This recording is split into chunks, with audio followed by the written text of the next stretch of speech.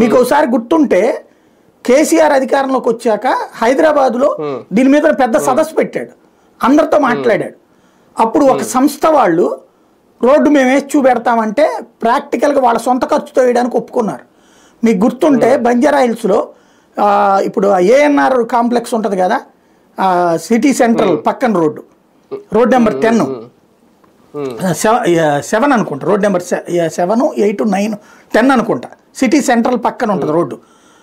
Cement road వేశారు, అదే చిన్నపిల్లల ఆసుపత్రి అదంతా కూడా ఉంటుంది కదా, ఆ రోడ్డు సిమెంట్ రోడ్డు వేశారు వాళ్ళు. అది అవును, ఆ కార్వే రోడ్ ఈ రోజు కూడా అది పాడవలేదు. చూడండి, మొన్న కూడా నేను వెళ్ళా, ఆ రోడ్డు ఈ రోజు కూడా పాడవల. ఎప్పుడు ఇది? ఎందుకంటే మనం ఆ పక్కన జమ్నీలో చేసాం కాబట్టి ఇటు వెళ్తుండేవాళ్ళం టిఫిన్ చేయడానికి, అది ఆ రోడ్డుకి ఆ బేమాస్ అవన్నీ ఉండేది హోటల్ అక్కడ. ఆ రోడ్డు చూస్తే అద్భుతమైనటువంటి రోడ్డు, అది ఈ రోజుకి పాడవల. మొన్న వెళ్ళినప్పుడు కూడా చూసా, గుంటలు పడలా. ఇది ఎప్పుడు కేసీఆర్ వచ్చిన ఏడాది వేసిన రోడ్డు, అది అంటే 10 ఏళ్ళు పట్టింది. మరి ఇట్లాంటివి వేసుకుంటే ఈ డబ్బులు తగలేయడం ఆగుద్దిగా చక్కగా.